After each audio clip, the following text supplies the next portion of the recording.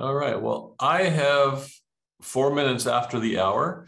So hello, everybody. I'm Marty Rosendale, CEO of the Maryland Tech Council, and this is the BCTF Executive Insight Series. The Business Continuity Task Force, or BCTF, was formed during the pandemic with executive mentors from our Venture Mentor Service to assist company executives facing the pandemic recession.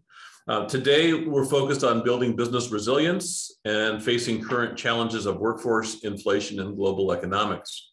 If you're interested in speaking with an executive advisor from the BCTF task force, you can go to our website at mdtechcouncil.com and register or enroll in the program there.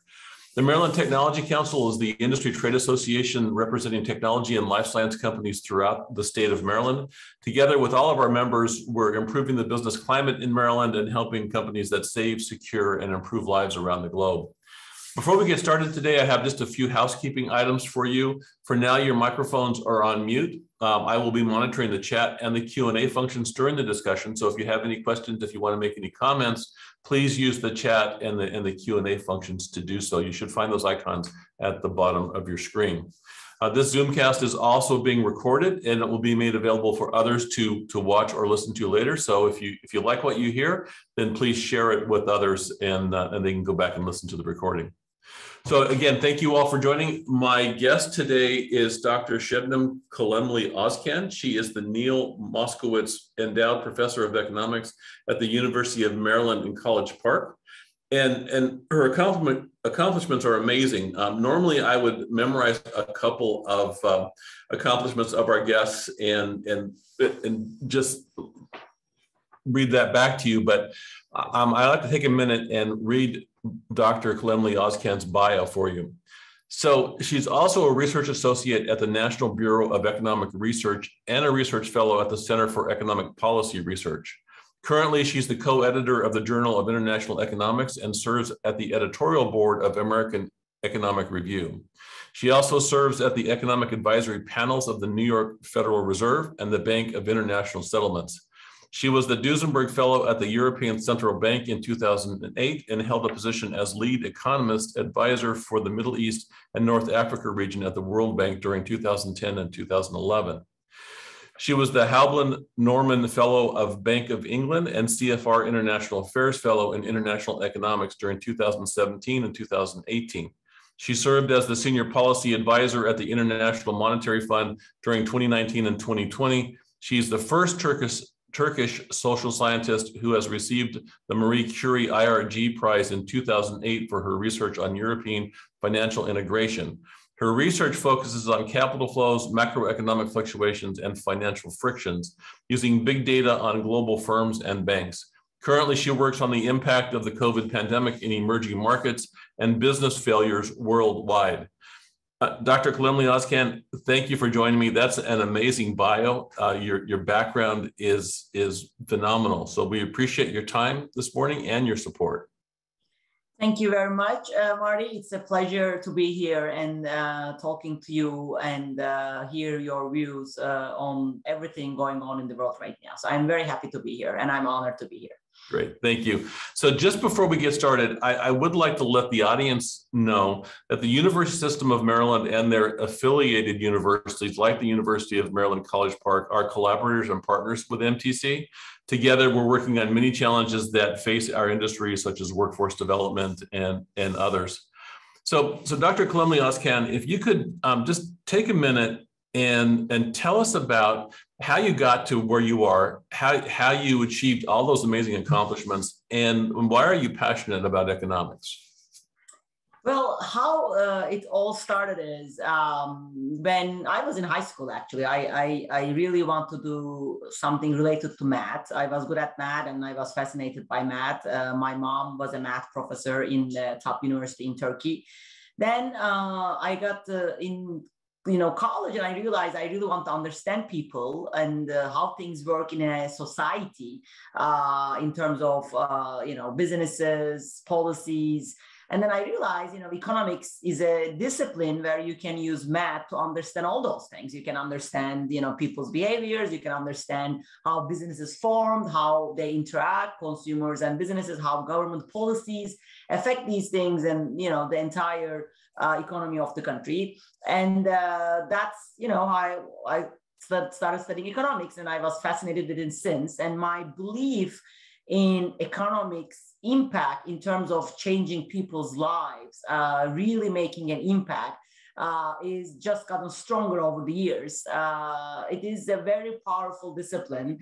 It has to interact, of course, with politicians, with policy making, and with the business formation. All these things interact, but that's what makes economics very interesting, and how its impact on people's lives came about. So, and then of course, within the field, because I grew up in an emerging market, then I came to the United States, I saw differences immediately, and I started studying those questions. Why emerging markets different than rich developed countries like United States, why financial crisis happen, how real economy in terms of employment and investment gets connected to financial economy. So those questions were always very interesting to me. So I studied extensively those questions. Then, of course, because I studied these questions in a global setting internationally, when COVID hit, I had this, 2 decades of research already focusing at all of these type of linkages between the financial sector, real sector, between businesses and households. And, once you start thinking this in a global context, and then you have a crisis that basically hits everyone, and that gets amplified through these international linkages, I started working on these questions. And I think economics is a fascinating field. And I think if we use it right, we can really make a difference in the world. So Sebnem, I know you have a presentation and slides, but before we open your slides, right now, at this point in history, it seems like economics are more dynamic. There's more change, there's more activity than we've seen. Is that true, or is it just that we're hearing more about it? I think it is both. I mean, of course, we are hearing more about it because a lot of the key issues in the world right now are about economics, economical issues. So that's why that makes this, kind of news item every day. So everybody reads about economics. But you are also right, Marty, that it becomes more dynamic. We realize that, things change quickly. And there's these slow moving things in economics, but also like fast moving things, and then they interact with each other. So that also made it not only more relevant for everyone, but also a topic of the conversation more frequently. Right, great. Well, I know you have a presentation, so if you'd like, why don't you open up your slides, and all right, and I will turn my camera off.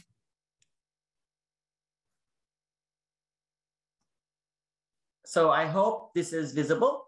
Yes, looks everyone. Good. All right. Okay. Let me start.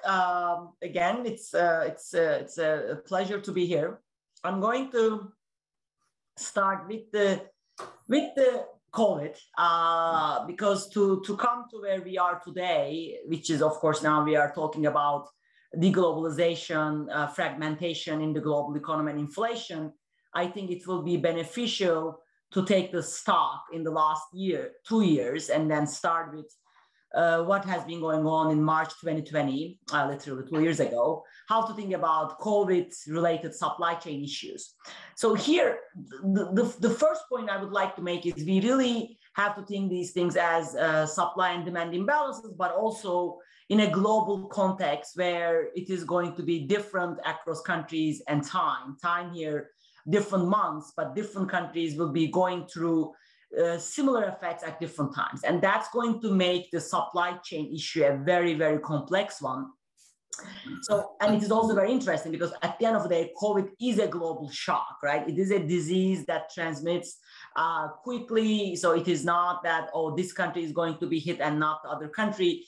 But of course, the way countries linked and the way policies respond to COVID, and here every policy, right, economic policy, of course, but also health policy, that is going to also create differences in terms of economic effects across countries' time.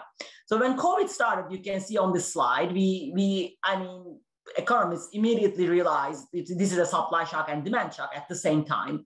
But what do we mean by supply shock? And here you on the left, you see it is negative. I mean, this is a health shock, right? It's a disease. People get sick. Workers cannot go to work. And there's also lockdowns to prevent the spread before the vaccines. So it is a serious supply shock. Maybe it is different than the oil price shocks of 1970s, which we also tend to think as a supply shock. But this definitely was a supply shock working literally on the workforce, its negative effects. Then the demand shock, which also started at the beginning, and it is positive and negative, right? Why? Because there was this huge compositional shift in the economy. Yes, of course, the services sector is locked down, or even you are in a country that services sectors weren't locked down, you might be fearful to go to the restaurants, to gyms, right? And of course, but this doesn't say anything about you cannot consume goods, and that's what happened. So the good consumption increased, services consumption decreased, a lot of things combined here. You are uncertain, you may want to save, you are limited mobility because of the lockdowns. But the caricature example here is like, you couldn't go to gym, you order your Peloton. So which is of course going to be more common in rich countries than poor countries. But basically everybody kind of switched to this higher good consumption, if not in the March, April of 2020, after that first uncertainty subside, that was the patterns we start to see. Now, the problems started exactly around that, summer to fall 2020, in the sense that everything's now start getting worse. So clearly there was a supply chain disruption at the start. Once you have some of your workforce sick, obviously that's going to affect some sectors, some countries, maybe more than the others, but at the end, it affects everyone. And the most vivid example of these is Chinese lockdown.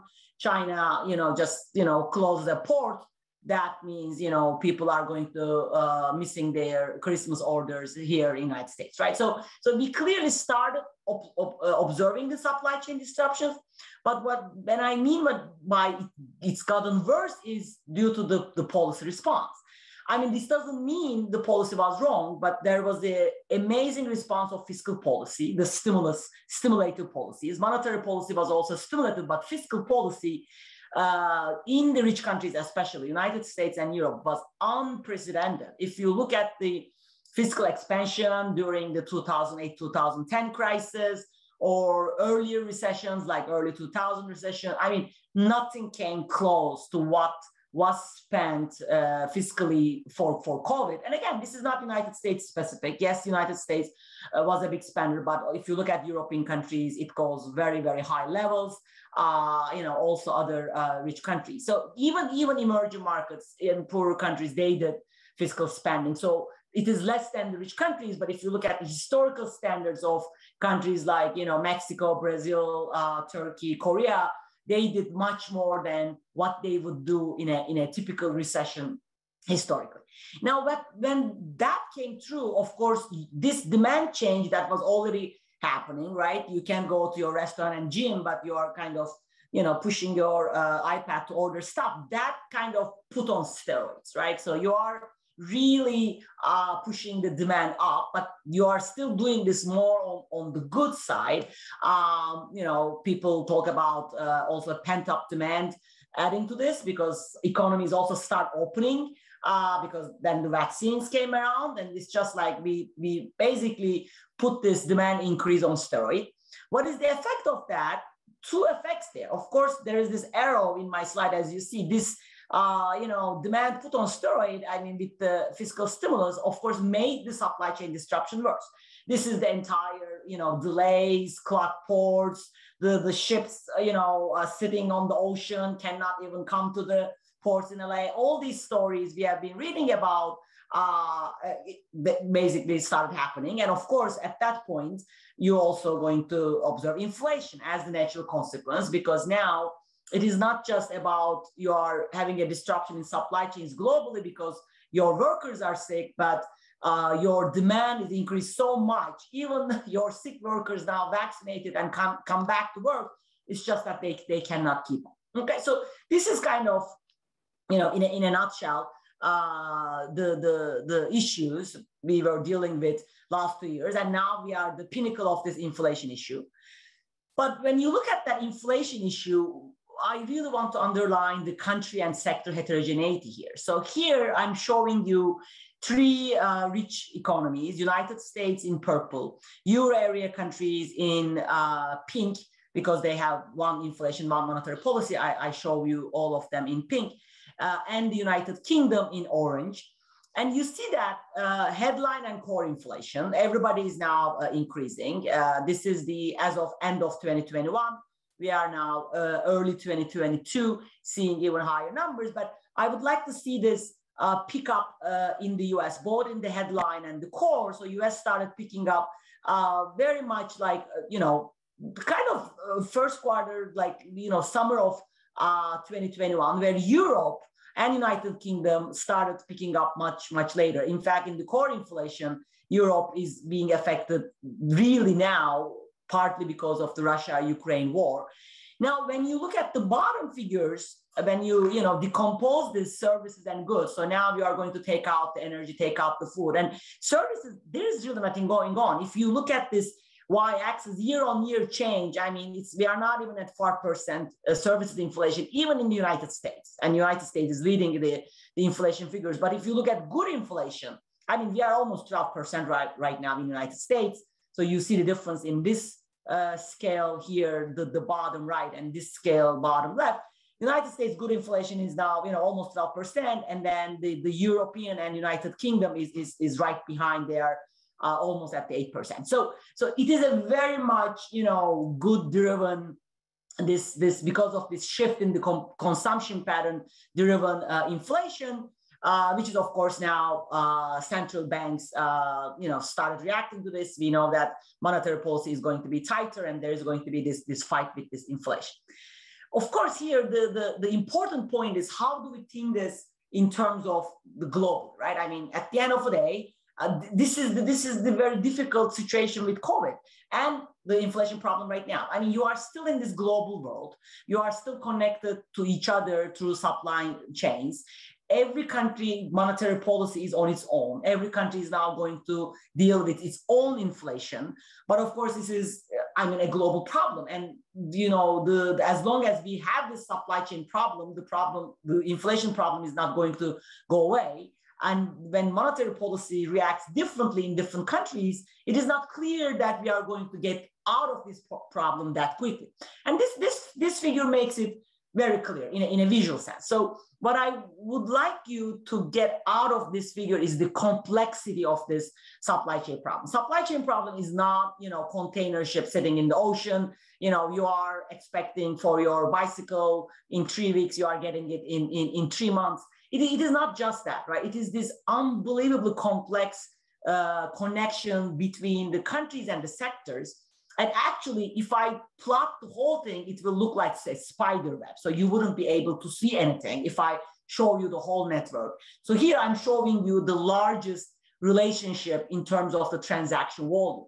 And on the left in blue, you see the country connections and the size of the rectangles, squares are going to be size of the country. US is big, and there's rest of the world. The countries I don't show. European countries are smaller. The color coding is such that darker blue are the countries that are more open. A country like Ireland, Singapore is much more open than United States. Light blue, why? Because their trade volume is much, much larger. And then all these connections between the countries. Some countries are super tightly connected, like the European countries. But what makes it very interesting, and what makes it also not just about trade, but domestic side being very important, is this figure in orange and pink on the right. What is this figure? This is the connection between the sectors, right? So it is one thing to think like a tradable sector, such as computers, electronics. This is kind of red. So the darker the red, it means that sector is more tradable, more open. You can understand, right? This is going to be connected to, China and all these other countries. It's a completely other thing to think about non-tradable sectors like construction, wholesale, and retail, how important they are, because you see their arrows going to everywhere because they are connected to all sorts of other sectors of the economy.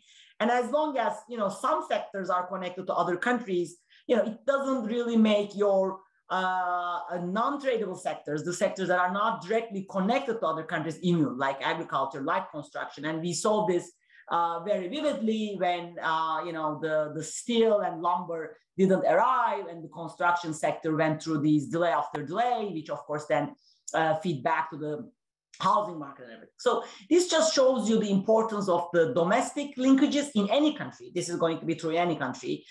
Here I'm showing the United States one, but this is more a structural relationship that is going to be valid for any country.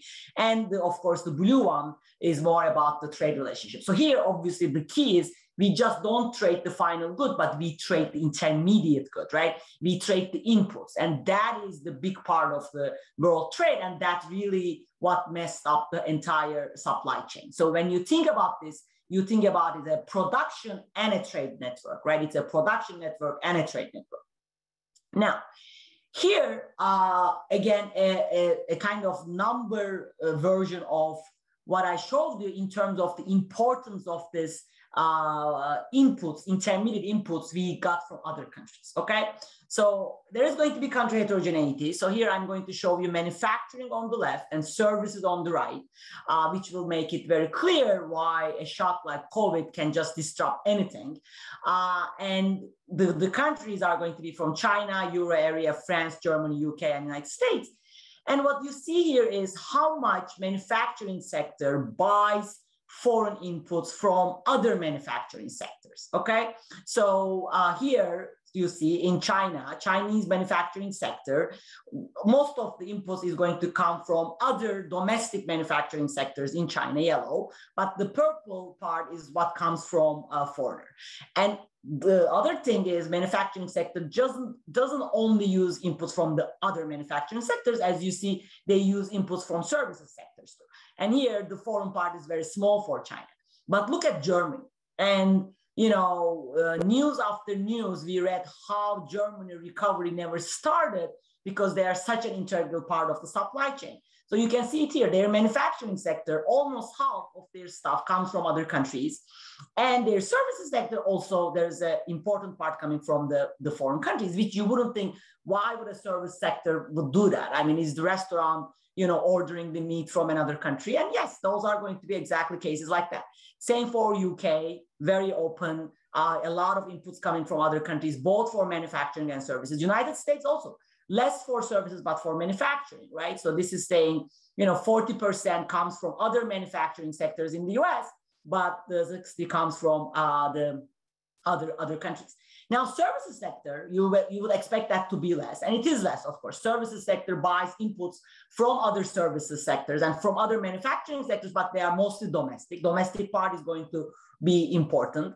But as long as there's some foreign part, again, countries like Germany, France is going to be doing this much more. United States, much less, because this is the services sector and United States just get the inputs from other services sectors domestically. This is going to be affecting different countries differentially. But that's really, gives how complex this supply chain issue once we started in terms of thinking in terms of sectors and countries, and the fact that every country affected from this shock differently because of their own policies, call it the vaccines, call it the lockdowns, call it the fiscal and monetary policy. Basically, we throw everything, all sorts of policies we have to COVID. Given that this fact doesn't change overnight, how much you buy from another country, how much you buy from another sector in your own country or in another country doesn't change overnight, this disruption happened and it gets worse and worse. And basically we are in it together as all the countries in the world. Now, this is another figure that is going to make this heterogeneity point important, and that's also going to make it important that one country cannot get out of this by itself and by its own policies. And that means businesses in a country is also will not be able to solve all the problems just by their own country's policies. This is the initial delivery disruption. So again, I'm showing you United States, Germany, and global. This is the data you see all the time. This is the index. It basically says if the index is below 50, there is an extreme delay in deliveries. And you see starting May 2020, starting like as early as March 2020, this is of course the initial period of lockdowns, everybody's delivery is late.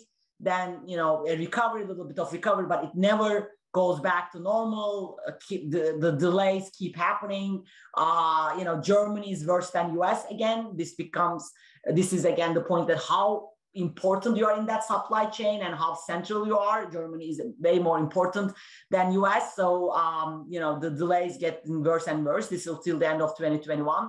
There was a little bit improvement at the end, but now, of course, it's going to get worse again because of the war. And the right figure is the inventories, right? That inventory complicates the problem. Again, everybody, of course, looks at their own inventories, businesses in the countries, but because the differential timing, you see that April 2020, German inventories were doing very good, actually. They were actually better than normal. Why? Because at that point, inventories stopped because demand didn't pick up in Germany. So they were only facing supply shock, whereas in US, demand already started picking up, so inventories were depleting. Later, of course, it became the other way around. So because these timing differences in demand and supply, countries can have exact opposite patterns in terms of what is going on with inventories, what is going on with deliveries, but unfortunately, they are linked to each other. So it is an extremely difficult problem to time this right. And that's basically, you know this better than me, all the problems of the businesses came about that. You are trying to do one thing, but your timing of deliveries and production is connected to another person, and their orders and the lockdowns are working differently than yours. So that basically made everything much more difficult.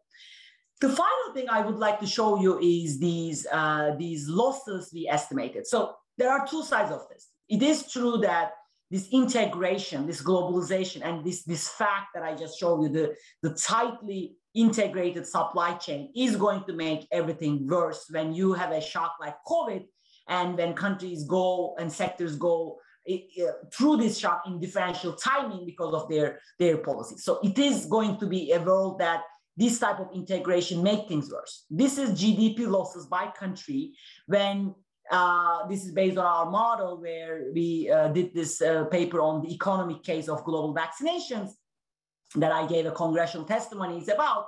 So the argument is like, look, as long as we don't vaccinate everyone in the world, we will never solve this supply chain problem.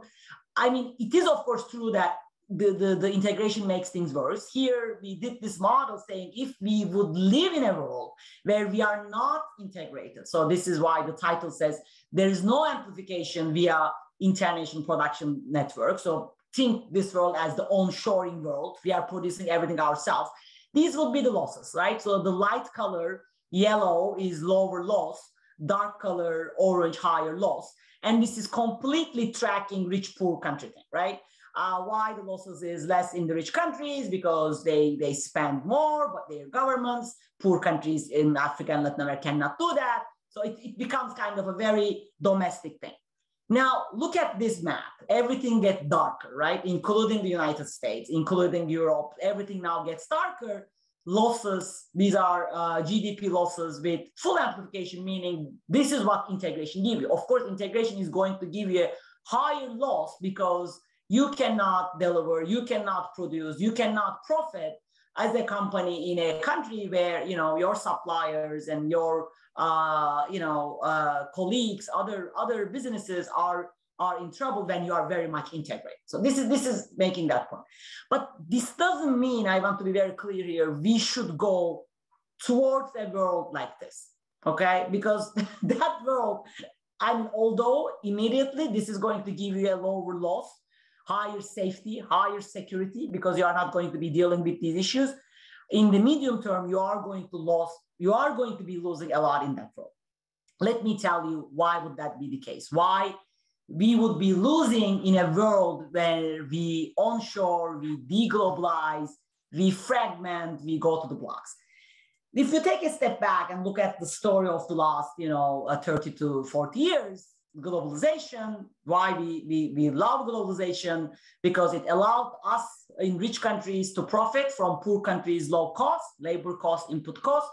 But this is almost a win-win situation because it helped the poor countries to develop, right? the number of people getting out of poverty, especially in countries like China and India, thanks to the globalization over the 30 years, was immense. Okay, so when you think about inequality worldwide, globalization was very, very good because it decreased that inequality. Of course, there were always losers and winners. And unfortunately, this is always picked up by the politicians.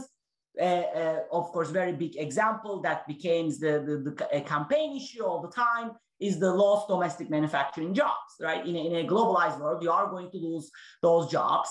And with the COVID and now with the Russia-Ukraine war, the fragility of the global supply chains, right?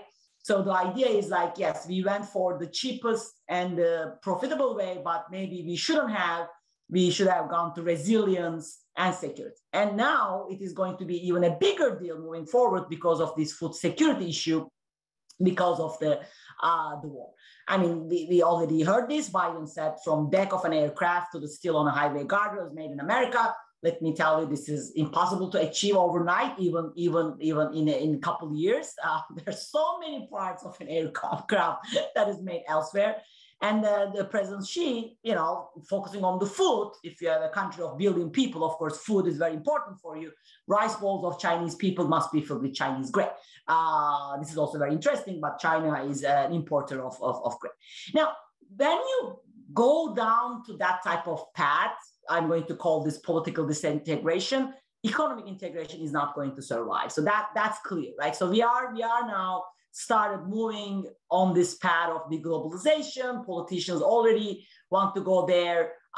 And that is just, the economic integration goes with political integration. So they are not going to survive when one breaks down. Now, the idea here is, of course, we want to move away from cheapest and easiest to safest and surest, but we have to understand the implications of that. So there is going to be a huge surge in prices. I mean, let's just not kid ourselves on that. The costs are going to increase a lot when you move from a globalized world to a deglobalized world. Yes, you are going to have increase in domestic jobs. That is true, but that is going to come at the expense of not just company profits, but also efficiency. Now, the proponents said, well, but maybe this is a good thing because maybe this would help us to propel the green energy boom. Europeans really push for this, and Europe is going to have a central role because they rolled out a lot of regulation on this, linking to ESG. US is coming behind, but obviously US is also moving along. But again, I mean, this is the part we need to think very granular and very macro at the same time. If you do that, I mean, you still have to be very cognizant of the fact that you need the raw material trade. Without the raw material trade, you cannot engineer a green energy boom. And if you go to a fragmented world, this is going to be an issue because then there are going to be countries putting barriers to this. Of course, the next thing is going to be a tax on everyone. Inflation is a tax, higher price is a tax. And that, of course, this is true for every single person in every country. But for poor countries, it's going to be a larger tax because it is going to work through food and energy prices, and that's going to hurt poor countries more. And the final thing is this rising military spending. I mean, from an economist perspective, of course, military spending is something extremely inefficient.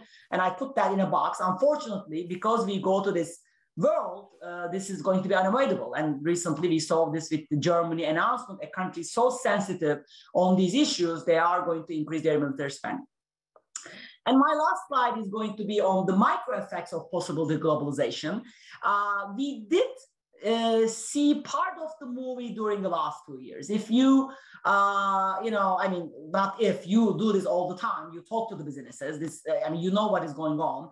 But when I give this talk to the policymakers, I start like, if you talk to businesses, because I don't know how much they talk, but I do as a researcher, I talk to a lot of businesses to understand, how they deal with these problems. And when you do that, you realize many businesses, they did try to onshore during the pandemic, when they realized, their products are not going to arrive because China is locking down and China have these sick people, they did try to produce here. And the costs they face were astronomical. And here, small businesses are going to be affected more. We know what happened with Amazon and Walmart. They basically end up getting their own container ships. But the small businesses, a typical case, will work like this. Half of their sales work products come from China. And when they try to onshore, they got prices like that is going to increase their cost 12 times more.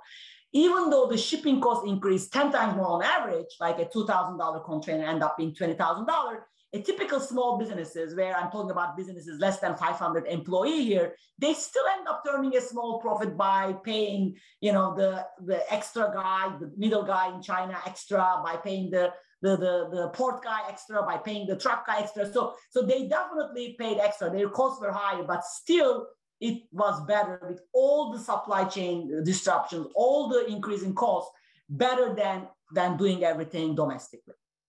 Unfortunately, governments are moving towards, well, we have to escape sanctions, we have to avoid weaponizing finance, which is what basically the United States did with the dollar on Russia. But here again, it goes both ways. We always have to think that this goes both ways. If you want to make your economy more independent, which is what Russia tried to do with their domestic payment system and all that. Obviously, they were planning about invasion the last decade. But that also can make you more vulnerable because the sanction imposer had less to lose. I mean, that's the difference between Germany and US, right? Germany couldn't stop buying oil, but US did that easily. So it goes the both ways, right? This dependence and integration, it is good and bad at the same time. So if we are going to move to this world of friend blocks and friend shoring, this is in the latest speech of Treasury Secretary Janet Yellen, we really have to understand what does that mean. So it is one thing to link the trade block to values. It is another thing to make finance work like that. I mean, finance works on dollar. I mean, everybody knows that. And an alternative currency to dollar, we don't have that. And who in that sense will be in the integrated part? I think it is premature to think this as like the Cold War. So we cannot separate autocracies and democracies anymore like that, because unfortunately, the fact of the globalization today is share of autocracies in world output, world trade, world technology is much larger. So, kind of friendly globalized world without China, I mean, you can think of that. Or, so China is as important as Germany. So in that sense, it is going to be very, very difficult to define, I think, these blocks. What these industries are doing, if you talk to, people at Shell, they say, well, okay, we are going to integrate the shipping. So if we integrate the shipping and all together, especially with the, the new technology, LNG and all that, they are under the impression that they are going to be more resilient. Okay, that's true. You can, definitely improve resilience, but then what about the prices? That means there is going to be rising monopoly power. If the entire oil and shipping industry integrated, that means higher markups, that means less competition. So that's going to hurt other businesses. So at the end of the day, if we do want to achieve resilience, the way to do it is not by fragmenting, by deintegrating, but it is really by integrating more. That's the irony here, because we want to diversify the supply chain. So resilience is going to come from the fact that, okay, if China does a lockdown, I can go and buy from somebody else, right? That's diversification. That's more integration, not less. Thank you. Turn my camera back on here. Sebnem, thank you for that. That was great. It really it helped enlighten me on a few areas that I was confused about. Many of our members are having to make decisions about their budgets, about their inventories, and so they're looking forward, right? They need to somehow predict what the future looks like so they can make decisions. Should they buy excess inventory and store it now versus buying it later? Are there any key economic indicators that you would recommend that we should be watching on a regular basis to help with those future predictions? Yes, well, that would be at this point monetary policy, because the inventory thing is all about, if you want to buy it now and store for the future, if demand is going to be high in the future, right? And monetary policy is also exactly forward-looking, exactly as the inventory decision. So if the monetary policy is going to be tightening now, and we know it's tightening, I mean, the Federal Reserve made it very clear. Now in their meeting early May, we are going to also hear about how much they are tightening. That means demand is going to be lower in the future. And that demand lower in the future means you are not going to be, needing that much inventory. So at this point, we do need to be very cognizant of the standard mechanism that, demand and inventories go together, right? They are both forward-looking variables. Monetary is forward-looking variable. What the problem and uncertainty came during the COVID is because you are moving demand up and down in a supply constrained world. Okay, that's why you would go to over and above your regular inventory where you will do it according to demand. In a supply constrained world, there has to be this precautionary motive. You need to do extra inventory because you know that stuff is not going to come, right? So we still have some of that as long as this pandemic is around, and as long as key players like, you know, China and Germany, and especially China, like keep doing these lockdown policies. We have to be cognizant of that fact, and we have to do this in a way, precautionary inventory building. But we also now have to realize that demand is not going to be that high because monetary policy is all about now crashing that demand. You know, how much is, that's the big debate right now, because they also don't want to put economy in a recession. Right, right. So I want to come back to one of the last points that you made in your presentation, and that was that you said that resilience will only be achieved via diversification of supply chains. Yeah. Now, it seems to me that globalization came about because of the desire to maximize profits, and then the pandemic hit, so companies began to look to onshore, and de-globalization began to some extent. But now you're suggesting, I think, if I heard you correctly, you're suggesting that more globalization, more integration is going to be the answer to drive resilience versus trying to pull everything back into the domestic environment. Exactly. So, okay, first of all, the two are extremes, right? We went to globalization for profits, like you're saying, like for lowest cost. And now we are going to go exact opposite, no globalization, then you are going to go back to the highest cost. So that is clearly, in terms of cost and profits, that's the worst case scenario. So more integration, you know, but if you do that with diversification, you are going towards more globalization lines. So in that sense, you are not going to that extreme of like skyrocketing costs and like, you know, really going down profits. But at the same time, of course, when you diversify your suppliers, you are going to let go a little bit of the profit, right? The original idea is like to do just one guy is because that guy is the cheapest guy. And that guy, like, you know, this is the China story, takes the market share from the other guy. So the idea here is now to let go a little bit of that and to you know, have other guys, which gives you resilience and safety. Yes, your costs are going to be maybe a little higher, but not as high as the other extreme where you try to do everything domestically. Okay, interesting. I want to remind everybody, we'll get to the Q&A in just a minute. If you have a question or a comment, please put it in the chat or in the Q&A. So you also talked about friend blocks and friend shoring. And I have to admit, I missed that. I didn't catch that in the news or in the announcements. And it's an interesting concept, but it's kind of an exclusive approach, isn't it? So we would choose to ignore some countries in favor of other countries. Could that work, or is that too much of a challenge? It is a challenge. I mean, the word, you know, economists were already talking about these friend blocks because we already have trade blocks in the world, but we were trying to debate how that would go with financing, because it's very hard to think the trade without financing. And financing is literally basically based on one currency in the world, dominantly. But then Janet Yellen said friend shoring. That's the term she used, I think, this week. Not clear. I mean, again, you're right.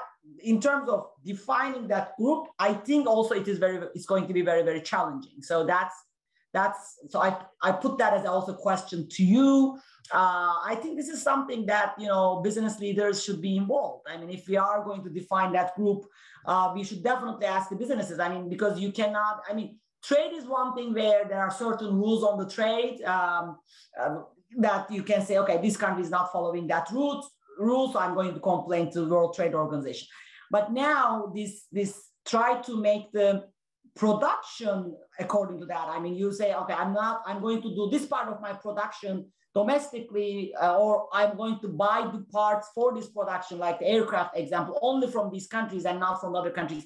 That is very tricky. It is very tricky because you cannot change the production structure and this vertical structure that quickly. And it is one thing you do that on the final good trade, like, you know, dishwashers or you know, avocados. But it is completely another thing. You are trying to do this on the parts, right, where you need to produce that final good in your country. So this is going to be very interesting moving forward. And how do we define that friend bloc? I cannot imagine doing that without a country like China, for example. I mean, so if you try to define it only as West, I don't know how that is going to work. I mean, again, this is not something that can happen quickly. It is about production structures of the countries too.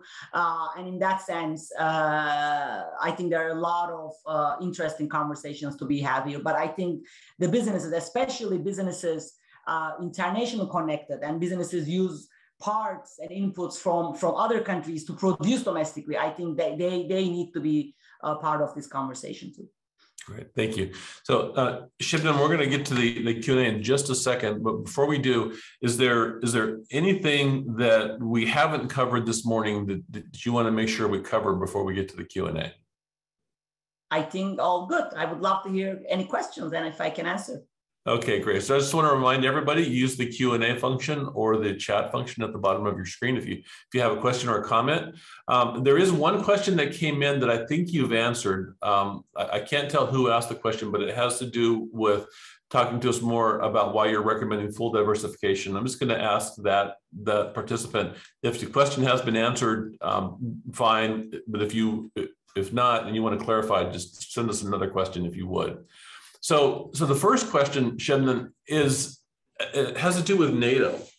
And the question really is, do you think NATO will become more of an economic alliance versus a military alliance, circumventing Russia and Eastern Bloc countries?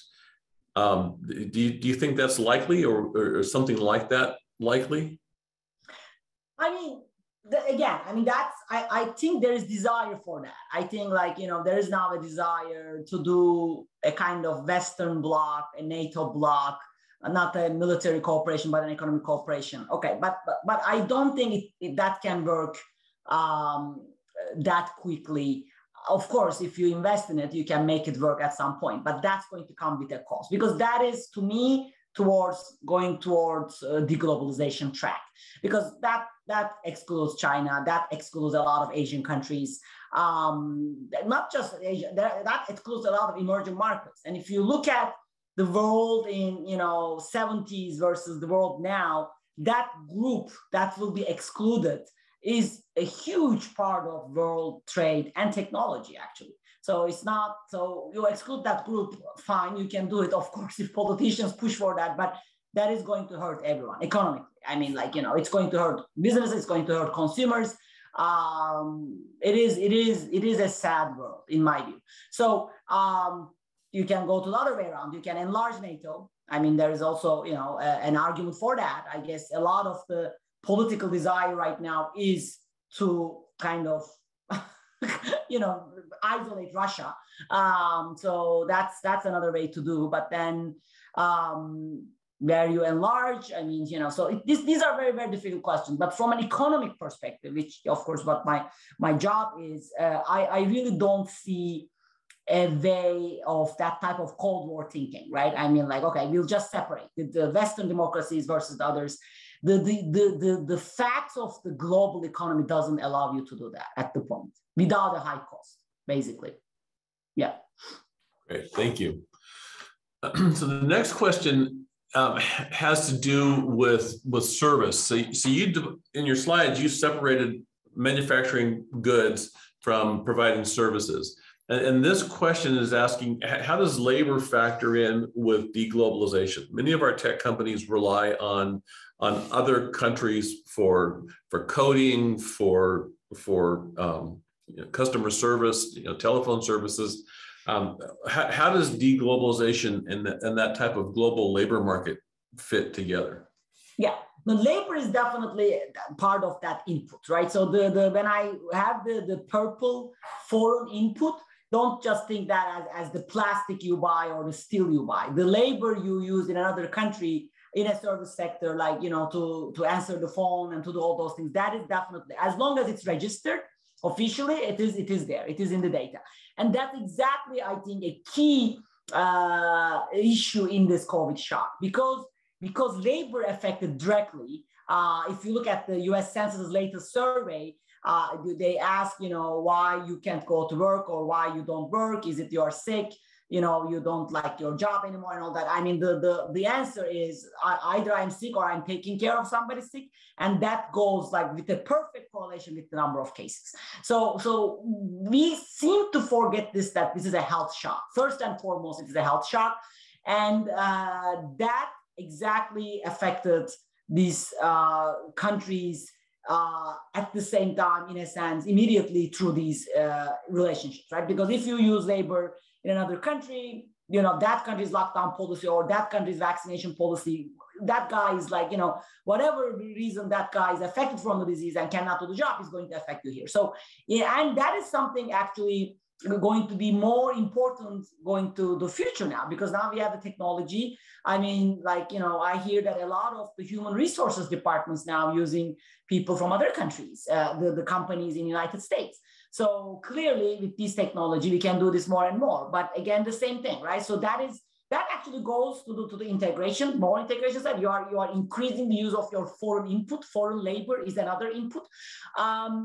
But that means you are also going to be impacted by other countries' policies, right? So it always goes both ways. So and my resilience idea, also going back to that question, I mean, when even I say full integration, resilience, we know that it will never be full integration. I mean, no company is going to work with 20 different suppliers. I mean, for the sake of resilience, right? I mean, there is one they work with. That's the cheapest they decided. So they are not going to go to 20. They are not going to go full way to that. But of course, having 3 different suppliers and then you buy some from each might increase your cost a little bit, but it is going to give you resilience for sure. Because again, the policies of the countries are always going to be country specific, right? But your production is linked.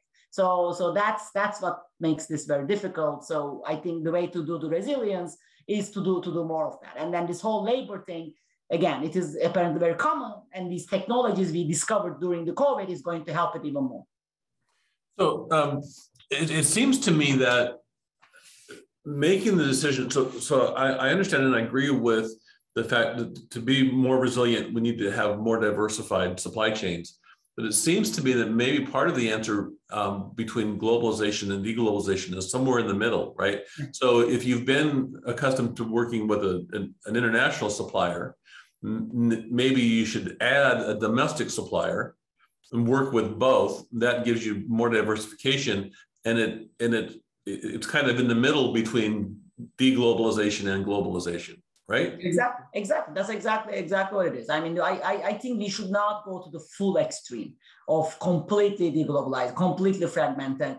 That's not good for everyone, but we can definitely find an in-between solution. I agree with that. Okay, thank you. So we're getting close to the top of the hour. We have a couple more questions. The next question has to do with the variable of time and how that factors into your modeling. So, and comparing profitability versus sustainability. So the questioner is making the point that profitability is usually measured in the short term, but sustainability, of course, is in the longer term. How does that, what does that balance look like in your modeling? Yeah. So the modeling, we of course focus on the short term, right? Because the sustainability, I mean, anything less than a year, less than even 2 years, I would still put in the short-term. Sustainability is something you would see definitely over, generally we like to call it medium run, which is 5 years and above, right? We are not there yet. We just cannot see. We can model, of course, out of the sample. So we can say, we are now working on that. We are working on a supply chains and inflation project where we were trying to exactly do a hypothetical supply chain, like somewhere between, model this exactly as Marty is saying, but you don't get everything from China. You also have a domestic supplier. And what would that imply in the medium term? Will that give you in 5 years more sustainability and how much reduction in your profit? So we didn't work out these numbers yet, but the short run numbers we work in terms of the GDP losses. I mean, that again, I mean, there we work. Yeah, I mean, if you are, completely connected to the one guy, China, and China goes to lockdown, you are going to have a loss here, right? I mean, because delay, we solve that model daily, and each delay is, you know, each day you don't get your product, you delay your production in your factory floor is a loss to you, right? The company has to account for that loss. So because we would like to also make this extreme case, yes, you are going to lose from this type of integration. That is true. We need to move to resilience, but this is the extent of the loss, and there we work out some sort of substitutability. I mean, the worst case scenario, that orange map with the largest losses, assumes full complementarity between sectors, right? So you cannot get certain part, you stop production, right? That means if you are paying your workers that day, even you don't produce, that's a loss, that's a, you know, wage loss to you. So we calculate it like that, and then we say, okay, what if, you know, you have, you know, a little bit of a higher substitutability between like, you know, inputs. So yes, maybe you don't get that, right? I mean, but you use something else for that. And that, of course, reduces that. So that goes along what Marty said. So it is not exactly you get exact input from a domestic supplier, because that would be exact diversification, but can you substitute with something similar type of idea? And that, of course, reduces your loss, which is in a way increasing, you know, resilience. And that we already show, but this can be done better, you know, modeling it. Okay, what if then you also diversify your supplies for the exact input? Yeah. Thank you. Sebnem, we have 1 minute left, so I'm going to take the moderator's prerogative, and I'm going to ask the final question. And that is, could you take out your crystal ball and tell us what does the future economy look like? Where do you think we're headed? I mean, I am an optimist, so I don't like negative news, depressive news, and I don't want to be a pessimist. But unfortunately, right now, as long as this war goes on, and now the central banks across the world, not just in the United States, in many other countries, so starting these monetary policy tightening cycle, we are going to go towards a, you know, slowdown and higher prices. I mean, the war is going to keep feeding the inflation, and I mean, monetary policy, unfortunately, is going to, you know, add to that by slowing down the economy. It is a very difficult position. This is why we started talking about this whole stagflation business of 1970s, you know, higher prices, slower growth. That's the worst case scenario we want to avoid. I don't think we will come to that, at least in the United States. I don't think it's going to be as bad as that. I mean, the United States now is living through its tightest labor market. I mean, it is an amazing recovery. I mean, unemployment is like, you know, almost 3%. So it hasn't been this good for a long time. So in that sense, I don't think we are going to go to a world where we are in a stagflation, like high prices and not more growth.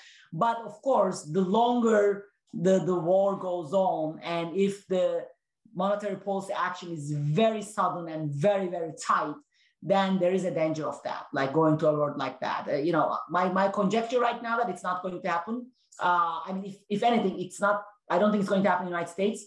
Europe may be a little bit of a more danger because they are very affected from the whole energy situation and the Russia-Ukraine war. They are much more affected than United States, but hopefully we don't go there. And then, you know, things, if the war also ends and monetary policy is, you know, slow lands the economy, I think we can be looking at a very, very good scenario by next year.